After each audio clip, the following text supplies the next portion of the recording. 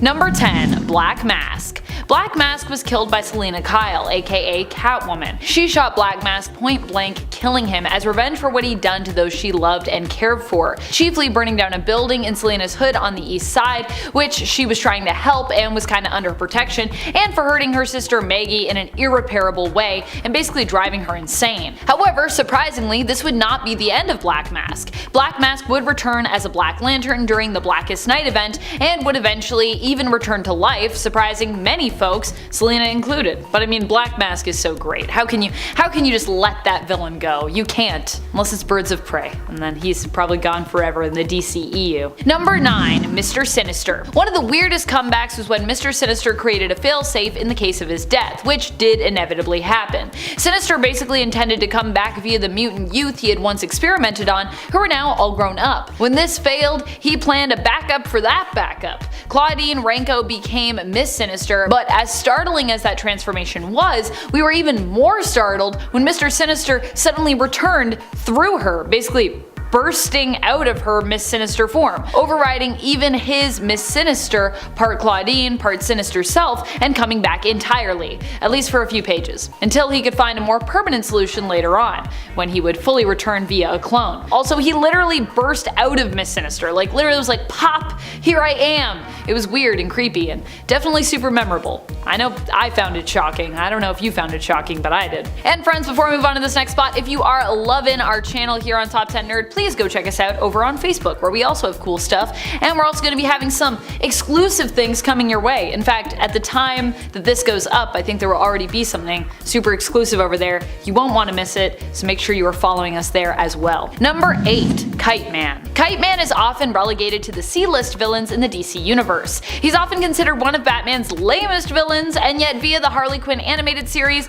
he saw a revitalization of his character, with him even getting a solid fan base due to how he was depicted in the show. I love when things like this happen to C-listers like Kite Man or Polka Dot Man, a lot of mans out there, or even characters like Peacemaker. Not a man, just well, he is a man, but doesn't have man at the end of his name. All of these characters are lesser known and even less appreciated usually, but honestly, they all deserve to be hyped for certain reasons. I love characters that are C-listers, in case you didn't know. Kite Man, while an all-around good guy in the animated series, is still considered to be a villain in that animated universe, albeit still a C-list one. And yet this is what makes us love him so much. The fact that he is working hard to try and make a name for himself is kind of a huge part of why I think people just love him. That and the fact that he seems fairly comfortable with who he is, even though he isn't necessarily a top tier villain. And you know, he does know it. It doesn't mean that he doesn't try, and it doesn't mean that he is ashamed of who he is or his,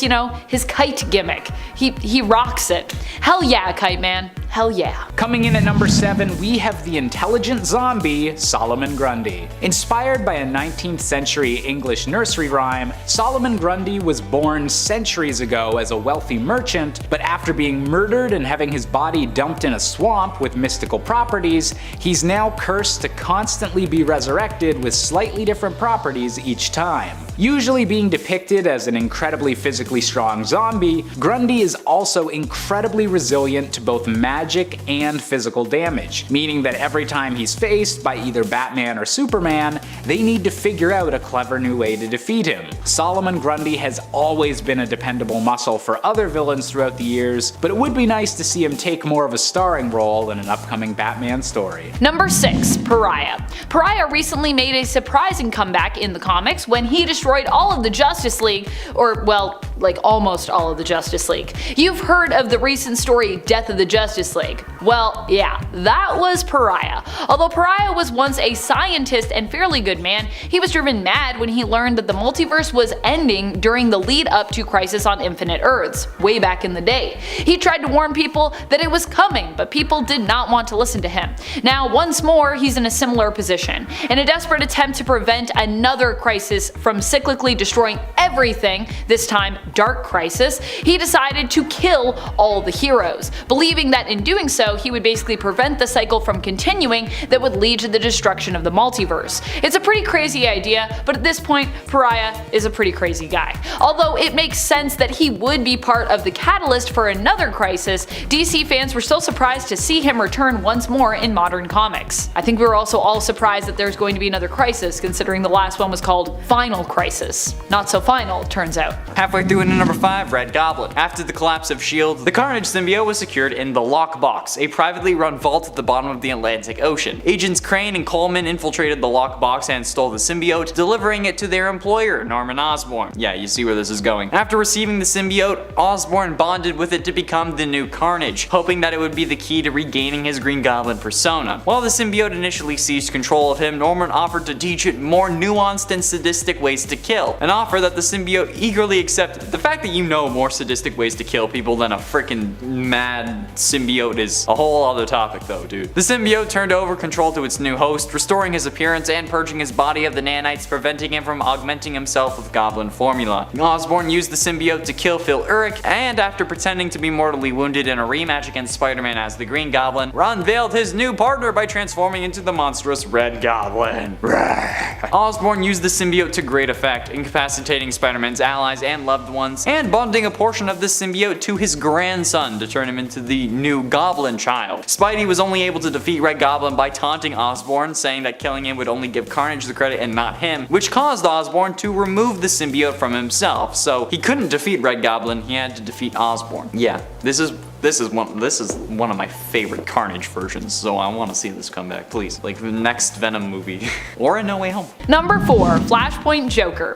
The Flashpoint version of Joker is actually Bruce Wayne's mother, Martha Wayne. In the Flashpoint continuity, young Bruce is the one who perished during the mugging, as opposed to his parents. Suffering greatly from the loss of their young son, Thomas turned to the path of vengeance, whereas Martha became extremely depressed and ultimately lost her mind, turning to the path of chaos.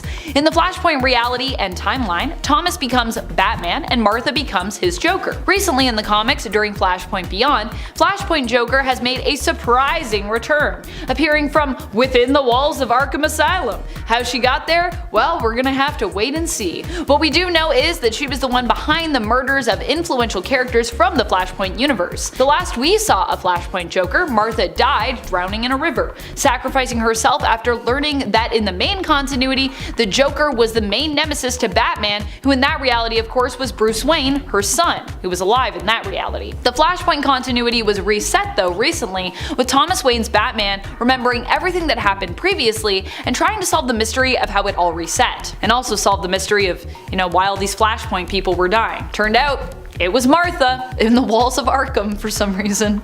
We don't know why. Coming in at number 3, we have the iconic Harvey Dent, aka Two-Face. Originally fighting for the side of justice with Bruce Wayne as Gotham's district attorney, Harvey Dent's mind was split in two following an acid attack that scarred exactly one half of his face. Making all of his decisions through a coin flip based on his past childhood trauma, Two-Face is one of the most well-known villains of Batman, but hasn't gotten a chance in recent years to really headline an event as a villain, usually only taking the focus in smaller storylines or as a supporting character. Personally, I think Two-Face is long overdue to take his place as a master of the criminal underworld. Number 2. Gaggy. This was one that even caught me by a delightful surprise during the Three Jokers story. While I still am not sure if we know where this story falls in continuity, in or out of continuity, it's still a really awesome read that brought back a villainous sidekick of old that I didn't know how much I really missed until I saw him return. Gaggy is Gagsworth A. Gagsworthy, an old school sidekick of the Jokers from way back in the day, back in the 60s, before he was ever with Harley Quinn. In fact, at one point Gaggy also returned to get revenge on Harley for taking his place at Joker's side, but that happened I believe during Gotham City Sirens, another cool comeback moment for the gangster. In Three Jokers, however, Gaggy returns as one of the Three Jokers' sidekicks. However, his comeback is short-lived, as he ends up being devoured by a Joker shark. R.I.P. Gaggy. He came back and then he died. Number 1. Rakillalala. I don't know how we say this name. It's Skrull, so I don't speak Skrull. I'm sorry. Need to learn how to speak Krakoan and Skrull. Got it. Raquel was a really weird comeback, so unexpected that it left everyone who was reading Marvel Comics at the time going, who? Huh? What's happening? Who is that? Even I had to look her up myself. Raquel was Empress of the Skrull Empire, who was believed dead for years. When Galactus came to devour the main homeworld of the Skrull at the time, Tarnax 4, Raquel was believed to have perished with it. However, we later learned during the Empire event a few years ago that she had actually survived the death of this world and had been living undercover as the Kree soldier T'Nalth the Pursuer. Her return was a major surprise to readers because she had been dead since the 80s, so before I was even born. So I was like, who dis? I don't know. So unless you'd been reading comics for that long, or you really knew your Fantastic Four comic book history in terms of what went down back then, you were likely confused by her appearance too. Which is alright, because you know what? We got the internet, and we got piles of comics that we can sift through. Although I think all of us collectively, no matter if we were familiar or not with Raquel, were surprised by her return. Even if you did know who she was, you'd be like, wait, what? I thought she was dead. In a 10, Sin Eater. Stanley Carter's parents were addicts who ended up falling in love with each other. Stanley's father, though, later died, leaving Stanley's mother pregnant and alone. Stanley's mother was sent to a rehabilitation clinic, and Stanley went to be raised by his grandparents in the Ozark Mountains. Stanley's grandfather was a zealous pastor who reveled his son and took it out on Stanley. After Stanley's grandfather died due to a rattler bite, this congregation held a sin-eating ritual for him, and young Stanley presumably saw a Sin Eater, a masked hermit who would eat fruit placed in the corpse of someone's body to take the dead sins for himself, because you know that's not gonna screw up a child's development. Stanley ended up joining the NYPD and became a detective after growing up, having multiple instances of executing criminals, particularly drug traffickers, including his own partner. This is where he really became the Sin Eater, a maniacal serial killer and probably one of Spider-Man's scariest foes with no powers, but with the MO of killing anyone who sins. The Sin Eater's first victim was actually his own lover, police captor Jean DeWolf, whose death attracted attention throughout all New York City, including their friend Spider-Man. The Sin Eater had stolen DeWolf's purse, creating a precedent of taking one personal object for each of his victims, and this object would usually have to be associated with the victim's sin in some way. It's probably going to be a loose way, but yeah. In 9, Atrocity. Introduced and only seen in the Spider-Man game Spider-Man Edge of Time from 2011, Atrocity was created after Anti-Venom went into a blind rage, accidentally knocked Otto Octavius and Walker Sloan into Walker Sloan's gateway. It was like a time gateway. The three fused in the space-time continuum. I tried getting Taylor to put this on a list for ages,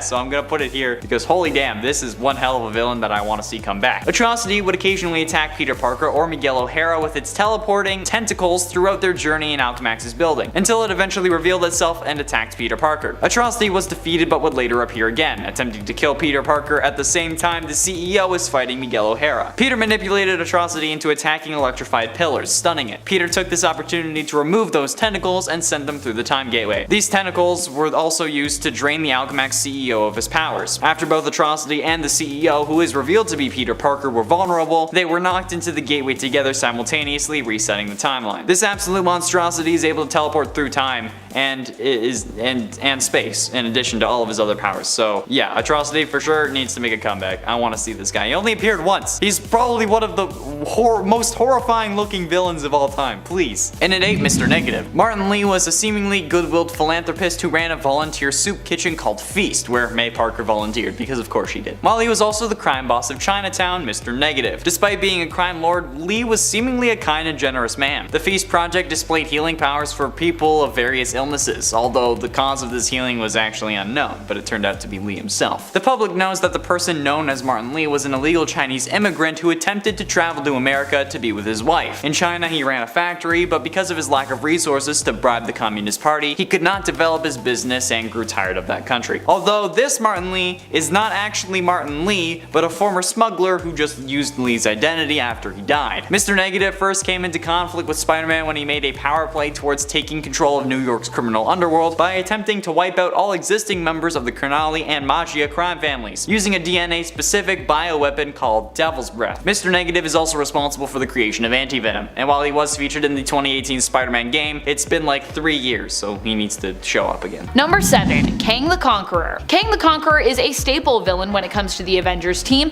but even still, he's not the first villain I think of when it comes to threats the Avengers might face in the Marvel Cinematic Universe. He's kind of a weird villain villain, and he's got a floating chair. It's weird. This is all part of the reason why I was surprised to hear that he was getting a revival sort of via the MCU, where he'd appear as a villain in Quantumania. Although even from that point on, I was one of the people speculating that his role in the MCU might be larger than just the Ant-Man and the Wasp film he was slated to star in. Especially when we heard that Jonathan Majors was going to be playing him, I was like, okay, you don't just do that and then make it like a one movie like blip of a villain. And so far it would seem to many others' surprise, I and some others may have been right when it came to our speculation on Kang's role. An alternate version of Kang appeared in Loki known as He Who Remains. This version of Kang warned of many different versions of himself that were basically being held back due to his maintenance and pruning of the sacred timeline. He also warned that killing him would actually cause the timeline to splinter, allowing all these Kangs to have free roam of the multiverse, where many of them were not as chill as he was. And yeah, I don't think they're gonna be as chill.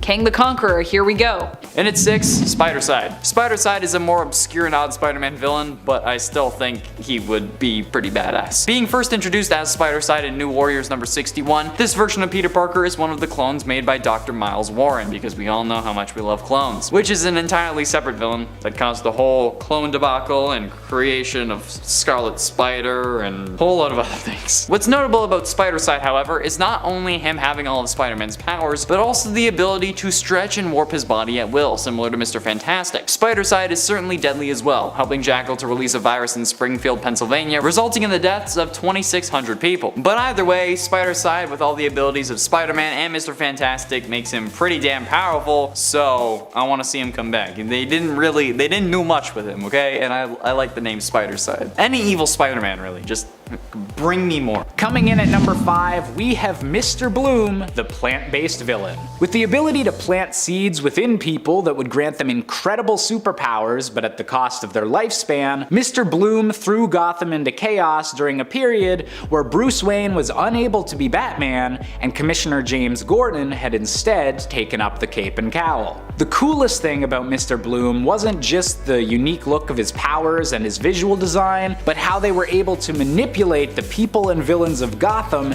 into a new status quo so easily. Seeing this villain have a rematch with Bruce Wayne, or even get to interact more with the similarly plant-based Poison Ivy, seems like an obvious choice for a comeback, and I can't wait to see what this villain does next. In at number 4, Demogoblin. After losing fights with Spider-Man and the Green Goblin, Jason Philip Macendale Jr., aka Hobgoblin, took advantage of the Inferno Crisis by following several demons back to their lair and confronting their demonic lord Natshir. Macendale wanted enough power to defeat his enemies, and offered his soul to the demon in exchange for such power. When the demon stopped laughing, he decided that Macendale's effort was worth something even if his soul wasn't, and he had him possessed. This gave Macendale the physical strength that he craved, coupled with superhuman speed and endurance. Unfortunately, I guess you could say for him at least, the demon who possessed him proved to be incompatible, and the two fought many a battle for control over Macendale's physical form until the demon literally ripped himself out of his human host and began a separate existence as the Demogoblin, a form of anti-hero in a sense who would kill anyone who has sinned, which is basically everyone, except he would stay away from children, even dying to protect one. Number 3, Cassandra Nova. Cassandra Nova recently made a comeback in the Marauders series, a surprising one too,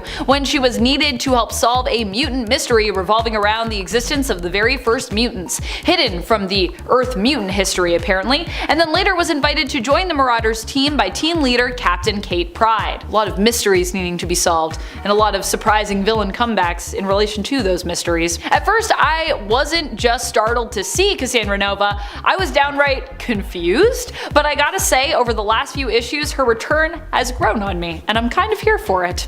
I never would have expected to see Cassandra Nova return, definitely not in a heroic sense either, not with a hero team. Krakoa may be for all mutants, but some wouldn't even consider Cassandra to be a mutant, at least not in the traditional sense, because she's a Mummadry. But whatever, she's a mutant, she's part of the crew now, I would say. Penultimately, in at number 2, The Swarm. Fritz von Meyer was once a fascist scientist, the details of which remain unrevealed, but von Meyer fled Germany at the end of World War II to settle in South America. A work expert on toxic poisons and apiculture, which is beekeeping, he continued his research on the breeding patterns of killer bees. One day he found a hive unlike any other he had ever seen. The bees exhibited no fear and were unusually passive, and seemed to have a highly developed sense of intelligence. Believing that a nearby meteorite bombardment had somehow mutated these bees, Von Mayer built a device that he hoped would reawaken the bees' killer instincts so that they could serve him. However, when they were no longer passive, they began to swarm all over Von Mayer, killing him. In the midst of his death though, his consciousness was shredded, dissipating into the swarms of bees. Thus, Von Mayer became an aggregate being, like a living embodiment of the swarm. Kind of like Spider-Man, but with bees. This is probably one of the weirdest but most fascinating villains I've ever seen, and certainly deserves a comeback. However, not as much as number 1, but I gotta admit, being named Fritz and then having your agony possess a whole load of bees, that's getting too close to FNAF for me, okay? I don't like it. Finally, in at number 1, Spider Carnage. We all knew this was going to be on the list, at least if you know me and my favorite Spider-Man villains. However, Spider Carnage isn't just a Spider-Man villain, he's an alternate version of Spider-Man. Hailing from one of the many Earths, this character was introduced in the 90s Spider-Man animated series, my favorite Spider-Man animated series, might I add. This Peter's life was actually very similar to the main Spider-Man, except this version also lost Aunt May and developed a resentment for humanity. And then he had to deal with a clone, which definitely sucked. Until he and the clone learned that the one who they thought was the clone, who was going by Ben Reilly at the time, could actually be the real Peter Parker, and that broke this Peter. A Carnage symbiote from another universe actually sensed this hatred and resentment, and through a portal created by Jonathan Ohm, it bonded with this Peter, driving him even more insane, and then started calling himself Spider Carnage. From my understanding, this character hasn't been seen since that final episode of the series, and I want him to make a comeback. Please, add this character to the MCU. Like, if we're getting 3 Spider-Man, why not just throw Carnage from some other universe in there too, and then have him bond with like Toby's, because apparently Toby's a bad person now. Even though I'm dressed like the Spider-Man 3 version, yes, that's exactly why I wore this suit today, specifically for that reason, but Coming in at number 10 as a bit of an honorable mention is the Batman Who Laughs. Now, the reason this villain is only getting an honorable mention is because he's relatively new and has had a huge amount of publicity in the few years since his creation. But I still do think this character deserves some more exploration further down the road. As a twisted combination of Bruce Wayne and the Joker from the Dark Multiverse, the Batman Who Laughs was an incredibly intimidating villain that only got even more powerful when he gained the powers of Dr. Manhattan and became the Darkest Knight. But seeing as how he was then killed by God Mode Wonder Woman, and I do think that the Batman Who Laughs deserves a comeback in the near future so that we can see what really happens when the true Batman and the Batman Who Laughs go head to head. Coming in at number 9, we have Owlman, the evil opposite of Batman from Earth 3. Born under the name of Thomas Wayne Jr., as a young boy, Owlman murdered his younger brother Bruce and had his butler Alfred kill his parents to ensure that the Wayne fortune was not wasted by their frivolous spending. Using his costumed identity as Owlman to intimidate the leaders of Gotham into falling under his control, Owlman was a twisted version of everything that Batman stood for, and every time their universes have crossed over has led to some incredibly dramatic battles. And with the DC Omniverse recently having become a lot more open than it was during the New 52 era, it's only a matter of time before Owlman and Batman are trying to outwit one another once more. Coming in at number 8, we have the malicious psychologist known as Hugo Strange. One of Batman's oldest villains, originally debuting only 9 issues after the Caped Crusader himself in Detective Comics, Professor Hugo Strange was also one of the very first villains to ever figure out his secret identity as Bruce Wayne. While initially depicted as a typical mad scientist stereotype, using a weather machine to hide his minions' robberies with a thick layer of fog, more recent interpretations of the character have seen him as a devious manipulator, using his position of power as a doctor of psychology to examine the criminals of Arkham Asylum and scheming to gain power in Gotham City. It's this emphasis on mental ability rather than actual superpowers that makes Hugo Strange such an interesting villain to deal with, and why he definitely deserves to come back in a major Batman storyline. And at 7, the Spot. As a scientist working for the Kingpin, Dr. Owen was assigned to reproduce the radiation levels of the Vigilante cloak to find a way to artificially mimic his powers. Working late one night, he actually succeeded, creating a solid black circular portal. In doing so, however, the drain on the city's power became so great a blackout washed over the city, causing the portal to shimmer and destabilize. Fearful of losing a once-in-a-lifetime opportunity, Owen stepped into it, which was a horrible idea. The power shortage caused the portal to send him into a different dimension, a place of half darkness and half light, kinda like my mind. When Owen emerged back in his lab, his body had undergone a radical transformation. The portals from the other dimension had adhered to his skin, covering him from head to toe in black spots. But just think about how crazy OP this villain is, alright? He has the ability to control these portals. If the man wanted to decapitate you, instantly he could. Best doctor in a sense, I guess. That's still horrifying. The Spider-Man in the 90s cartoon would use these portals against Owen, but if he had just decided that he wanted to just destroy him, he could have. And Spider-Man would have had nothing to do. So yeah, I want to see him make an appearance again, somehow. Coming in at number 6, we have CATMAN. Yep, that's not a typo, there's an actual Batman villain named CATMAN, and we'd love to see more of him in the comics as he continues to walk the fine line between villain and anti-hero. Born under the name Thomas Blake, CATMAN was initially a famous lion trapper that decided a life of crime was a better use of his peak human abilities, and even based his initial costume on that of the already established villain Catwoman. However, after years of being thwarted by Batman and becoming mocked by other supervillains, Catman reformed himself after some time in the jungle into becoming an anti-hero, and was most recently seen working alongside the Suicide Squad. With all of this character development making him more than just a joke character, Catman definitely deserves to face off against Batman once more.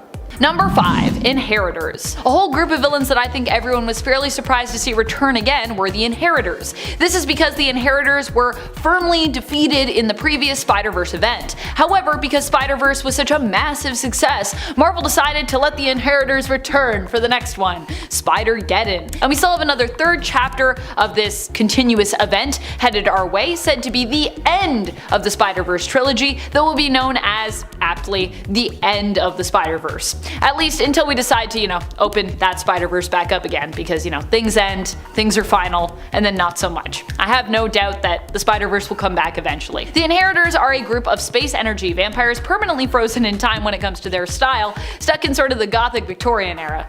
I love it, but not everybody is here for it. They were defeated and killed at the end of Spider-Verse, but miraculously came back via Superior Spider-Man's tech when he decided to combine their DNA to basically make a clone body for himself should he perish. Using his tech, all the Inheritors were able to return as clones themselves, causing all the Spider Totems across the multiverse to rejoin once more during Spider-Geddon to take them out again. And then they became little baby versions of themselves, which I love. And also I feel like the baby Inheritors should get their own book. I said it. Coming in at number 4, we have Prometheus. While not an alternate reality version of Bruce Wayne like several other villains on this list, Prometheus is still a dark reflection of the Batman, given that he had to watch his criminal parents be gunned down Bonnie and Clyde style by Gotham City police forces. Waging war against law enforcement and justice of any kind, Prometheus is made all the deadlier with his helmet that allows him to download fighting skills directly into his brain.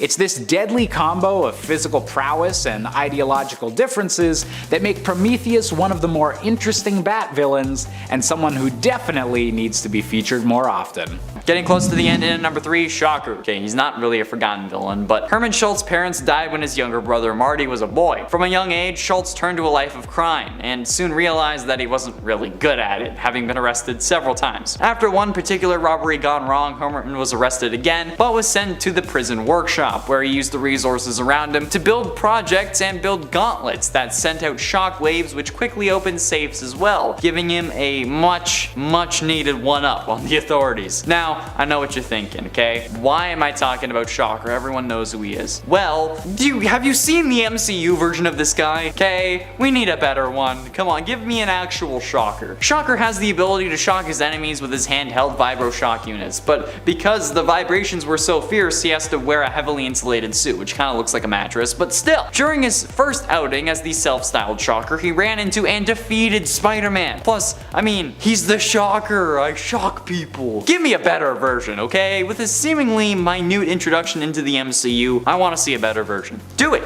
Coming in at number 2, we have Bruce Wayne's former childhood friend and current adulthood enemy, Hush. Born under the name of Thomas Elliot, Hush as a child was one of the first people to inspire Bruce on his road to becoming Batman. However, Thomas Elliot was a deranged child, wishing to have his family's fortune for himself and killing both of his parents to have it. After traveling the world and training to become a warrior, Hush adopted his supervillain persona and allied himself with the Riddler to rid the world of Bruce Wayne, organizing many of his enemies and even allies against him. And while the villain has appeared several times since, it's been a while since we've truly gotten to see the master manipulator Hush at work. And finally, coming in at our top spot, we have the Phantasm, aka Andrea Beaumont. Originally debuting in the animated film Batman: Mask of the Phantasm, Andrea Beaumont was Bruce Wayne's first love, the girl he almost considered abandoning his mission as Batman for before the mission had even begun. Unfortunately for Bruce, Andrea and his relationship was forced to an end by the death of her father, causing Andrea to begin her descent into becoming the vengeful spirit known as the Phantasm. As a villain with an incredibly cool design and a very personal connection to Batman, the Phantasm has been only recently seen in the comics, and definitely takes my top pick for the villain that most deserves another storyline.